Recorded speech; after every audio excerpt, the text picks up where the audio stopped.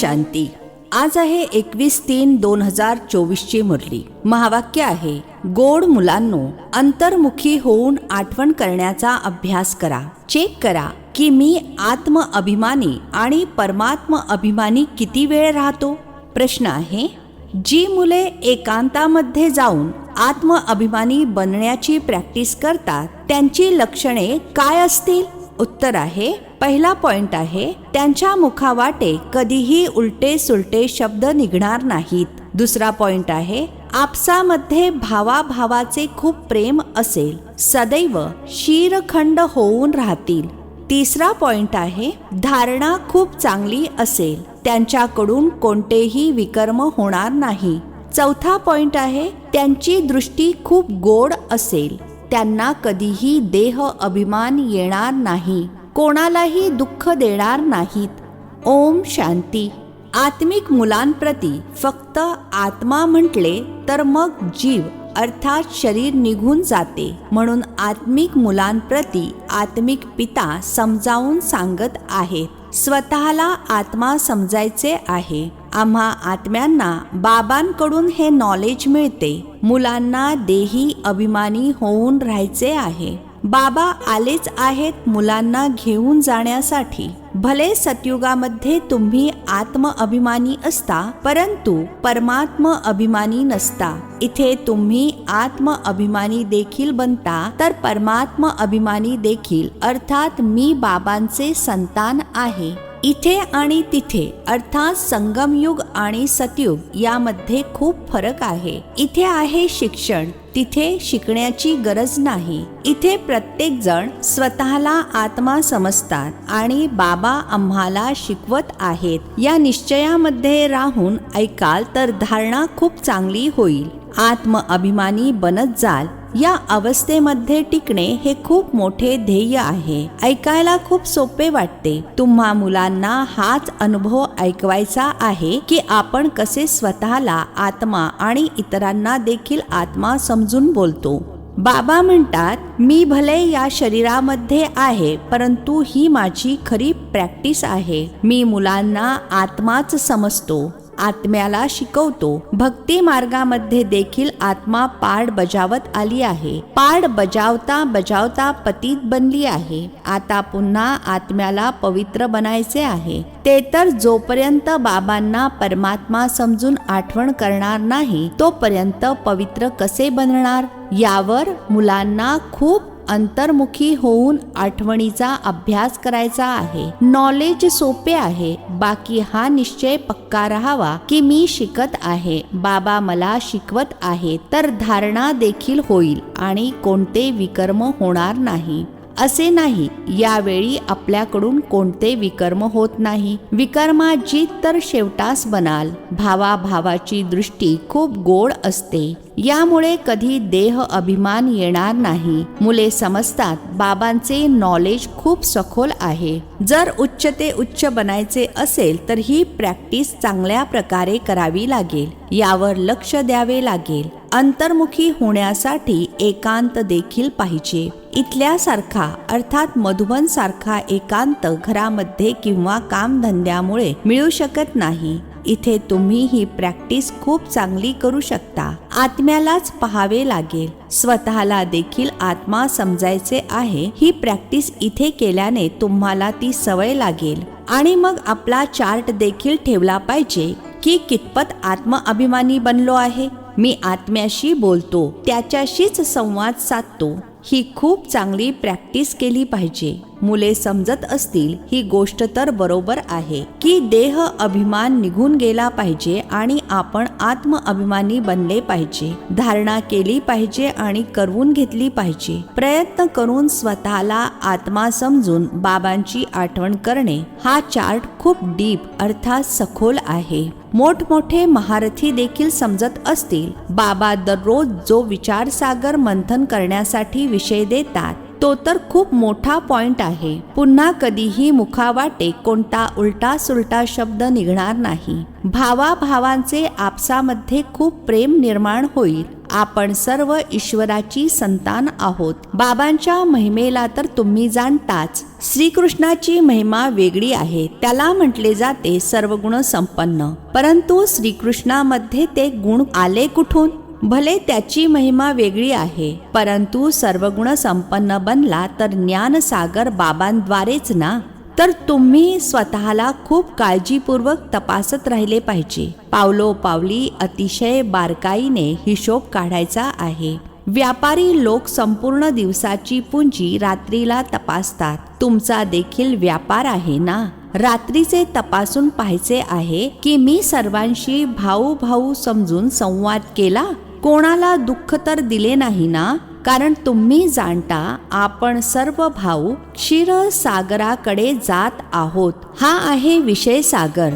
तुम्ही आता ना रावण राज्यामध्ये आहात ना राम राज्यामध्ये आहात. तुम्ही मध्यभागी आहात. तर स्वतःला आत्मा समजून बाबांची आठवण करायची आहे. पाहायचे आहे की आपली ती भावाभावाच्या दृष्टीची अवस्था कितपत राहिली.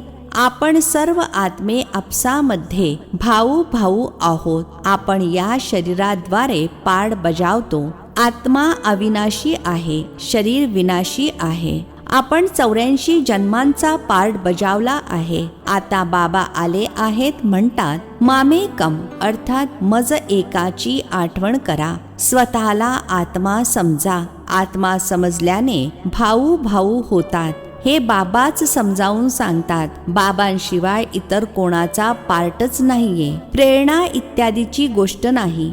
ज्याप्रमाणे टीचर बसून शिकवतात तसेच बाबा मुलांना शिकवतात. ही विचार करण्याची गोष्ट आहे. यासाठी वेळ देखील द्यावा लागतो. बाबांनी तर धंदा इत्यादी करण्यास काही हरकत नाही असे सांगितले तर आहे, परंतु आठवणीची यात्रा देखील जरुरी आहे. त्यासाठी देखील वेळ काढला पाहिजे. सेवा देखील सर्वांची वेगवेगळी आहे. कोणी जास्त वेळ काढू शकतात. मासिकामध्ये देखील युक्तीने लिहायचे आहे की इथे अशी बाबांची आठवण करायची असते. एकमेकांना भाऊ भाऊ समजायचे असते. बाबा येऊन सर्व आत्म्यांना शिकवतात. आत्म्यामध्ये दैवी गुणांचे संस्कार आताच भरायचे आहेत. मनुष्य विचारतात भारताचा प्राचीन योग काय आहे. तुम्ही समजावून सांगू शकता, परंतु तुम्ही आता खूप थोडे आहात. तुमचे नाव तितकेसे झालेले नाहीये. ईश्वर योग शिकवतात. जरूर त्यांची मुले देखील असतील. ती देखील त्यांना ओळखत असतील. हे कोणालाच माहीत नाहीये. निराकार पिता कसे येऊन शिकवतात हे ते स्वतःच सांगतात.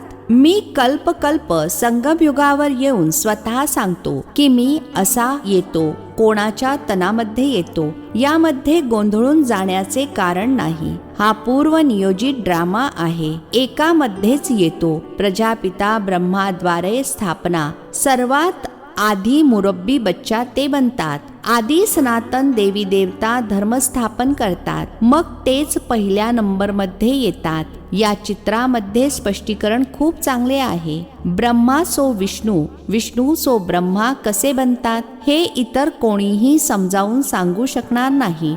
समजावून सांगण्याची युक्ती आली पाहिजे. आता तुम्ही जाणता बाबा कसे देवता धर्माची स्थापना करत आहेत, कसे चक्र फिरते. या गोष्टींना इतर कोणीही जाणू शकत नाही. तर बाबा म्हणतात अशा प्रकारे युक्तीने लिहा. यथार्थ योग कोण शिकवू शकतो हे जर माहीत झाले तर तुमच्याकडे खूप जण येतील. एवढे मोठे आश्रम जे आहेत ते हलू लागतील. हे अंतामध्ये होणार आहे. मग आश्चर्यचकित होतील की इतक्या सर्व संस्था भक्ती मार्गाच्या आहेत, ज्ञान मार्गाची एकही संस्था नाही. तेव्हाच तुमचा विजय होईल. हे देखील तुम्ही जाणता. दर 5000 वर्षानंतर बाबा येतात. बाबांकडून तुम्ही शिकत आहात आणि इतरांना शिकवत आहात. कसे कोणाला लेखी रूपात समजावून सांगायचे आहे. या सर्व कल्प युक्त्या निघत राहतात, जेणेकरून अनेकांना माहीत होते बाबांव्यतिरिक्त इतर कोणीही एका धर्माची स्थापना करू शकत नाही.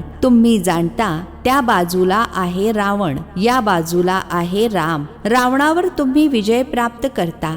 ते सर्व आहेत रावण संप्रदायी. तुम्ही ईश्वरीय संप्रदायी खूप थोडे आहात. भक्तीचा किती शो अर्थात दिखावा आहे.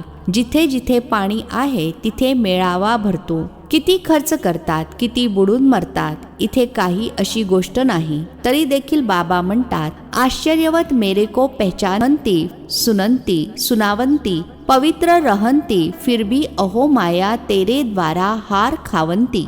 कल्प कल्प असे होते, हार खावंती देखील होतात. मायेसोबत युद्ध आहे, मायेचा देखील प्रभाव आहे. भक्तीला तर जायचेच आहे. अर्धा कल्प तुम्ही प्रारब्ध भोगता आणि मग रावण राज्यापासून भक्ती सुरू होते. त्याच्या खाणाखुणा देखील कायम आहेत. विकारामध्ये जातात, त्यामुळे ते मग देवता तर राहिले नाहीत. कसे विकारी बनतात हे दुनियामध्ये कोणीही जाणत नाहीत. शास्त्रांमध्ये लिहिले आहे, वाम मार्गामध्ये गेले. केव्हा गेले हे काही समजत नाहीत. या सर्व गोष्टी चांगल्या रीतीने समजून घ्यायच्या आहेत आणि समजावून सांगायच्या आहेत. हे देखील तेव्हा समजेल जेव्हा निश्चयबुद्धी असेल, त्यांची ओढ लागेल. मग म्हणतील, अशा बाबांची आम्हाला भेट घालून द्या. परंतु अगोदर हे पहा की घरी गेल्यानंतर तेवढाच नशा राहतो, निश्चय बुद्धी राहतात. भले आठवण सतावेल, चिठ्ठी लिहित राहतील की तुम्ही आमचे खरे बाबा आहात, तुमच्याकडून श्रेष्ठ वारसा मिळतो, तुम्हाला भेटल्याशिवाय आम्ही राहू शकत नाही. जसे सगाईनंतर भेट होते, सगाईनंतर भेटण्यासाठी तळमळतात. तुम्ही जाणता, आमचे बेहदचे पिता, टीचर, साजन इत्यादी सर्व काही आहेत. बाकी सर्वांकडून दुःख मिळाले, त्याच्या बदल्यामध्ये बाबा सुख देतात. तिथे देखील सर्व सुख देतात. यावेळी तुम्ही सुखाच्या नात्यामध्ये बांधले जात आहात. हे पुरुषोत्तम बनण्याचे पुरुषोत्तम युग आहे. मुख्य गोष्ट आहे स्वतःला आत्मा समजायचे आहे. बाबांची प्रेमाने आठवण करायची आहे. आठवणीने आनंदाचा पारा चढेल. सर्वात जास्त भक्ती आपण केली आहे, खूप त्रास सहन केला आहे. आता बाबा आले आहेत परत घेऊन जाण्यासाठी, तर जरूर पवित्र बनायचे आहे. दैवी गुण धारण करायचे आहेत. पोतामेल अर्थात लेखा जोखा ठेवायचा आहे. संपूर्ण दिवसभरामध्ये किती जणांना बाबांचा परिचय दिला. बाबांचा परिचय दिल्याशिवाय बरे वाटत नाही, तळमळायला होते. यज्ञामध्ये खूप विघ्न देखील पडतात, मार खातात. इतर कोणताही असा सत्संग नाही जिथे पवित्रतेची गोष्ट बोलली जात असेल. इथे तुम्ही पवित्र बनता तर असुर लोक विघ्न टाकतात. पावन बनून घरी जायचे आहे. संस्कार आत्मा घेऊन जाते असे म्हणतात. युद्धाच्या मैदानामध्ये वीरमरण आले तर स्वर्गात जाल, त्यामुळे आनंदाने लढाईवर जातात. तुमच्याकडे कमांडर, मेजर, शिपाई इत्यादी कुठून कुठून येतात. स्वर्गामध्ये कसे जातील? युद्धाच्या मैदानावर मित्र नातेवाईकांची आठवण येते. आता बाबा समजावून सांगत आहे की सर्वांना परत जायचे आहे. स्वतःला आत्मा समजा, भाऊ भाऊ समजा, बाबांची आठवण करा. जे जितका पुरुषार्थ करतील तितके उच्च पद प्राप्त करतील. ते लोक म्हणतात आपण सर्व भाऊ भाऊ आहोत, परंतु अर्थ जाणत नाहीत, पित्यालाच जाणत नाहीत. काही लोक असे समजतात की आम्ही निष्काम सेवा करतो, आम्हाला फळाची इच्छा नाही, परंतु फळ तर जरूर मिळणार आहे. निष्काम सेवा तर एक बाबाच करतात. मुले जाणतात बाबांची किती निंदा केली आहे आणि देवतांची देखील निंदा केली आहे. आता देवता कोणाची हिंसा तर करू शकत नाहीत. इथे तर तुम्ही डबल अहिंसक बनता. ना काम कटारी चालविणे, ना क्रोध करणे. क्रोध सुद्धा खूप मोठा विकार आहे. काही जण सांगतात मुलावर खूप क्रोध केला. बाबा समजावून सांगतात थप्पड इत्यादी कधीही मारायची नाही. तो देखील भाऊ आहे, त्याच्यामध्ये देखील आत्मा आहे. आत्मा लहान मोठी असत नाही. हा तुमचा मुलगा नाही, परंतु तुमचा लहान भाऊ आहे. आत्मा समजायचे आहे. छोट्या भावाला मारता कामा नये, त्यासाठी श्रीकृष्णाला उखळीला बांधले असे दाखवतात. खरे तर अशा काही गोष्टीच नाहीत, ही वेगवेगळी शिकवण आहे. बाकी श्रीकृष्णाला काय गरज पडली आहे लोण्याची? ते अर्थात भक्तीवाले उलट चोरीची महिमा देखील करतात. तुम्ही महिमा कराल सुलटी. तुम्ही म्हणाल तो तर सर्वगुण संपन्न, 16 कला संपूर्ण आहे. परंतु ही निंदा करण्याची देखील ड्रामामध्ये नोंद आहे. आता सगळे तमोप्रधान बनले आहे. बाबा येऊन सतोप्रधान बनवतात. शिकविणारे आहेत बेहदचे बाबा. त्यांच्या मतावर चालावे लागेल. सर्वात हा विषय अवघड आहे. पद देखील तुम्ही किती उच्च प्राप्त करता. जर सोपे असते तर सगळेच ही परीक्षा देऊ लागतील. यामध्ये खूप मेहनत आहे. देह अभिमान आल्याने विकर्म होतील म्हणून छुई मुईचा अर्थात लाजाळूचा दृष्टांत आहे. बाबांची आठवण केल्याने तुम्ही उभे राहाल अर्थात सुरक्षित राहाल. विसरल्याने काही न काही चूक होईल. पद देखील कमी होते. शिकवण तर सर्वांना दिली आहे, ज्याची नंतर गीता बनवली आहे. गरुड पुराणामध्ये रोमांचक गोष्टी लिहिल्या आहेत, जेणेकरून मनुष्यांना भीती बसेल. रावण राज्यामध्ये पापे तर होतातच, कारण आहेच काट्यांचे जंगल. बाबा म्हणतात दृष्टीला देखील बदलायचे आहे. खूप काळापासून अंगवळणी पडले आहे, त्यामुळे प्रेम शरीराच्या दिशेने जाते. विनाशी वस्तूवर प्रेम करून फायदा काय?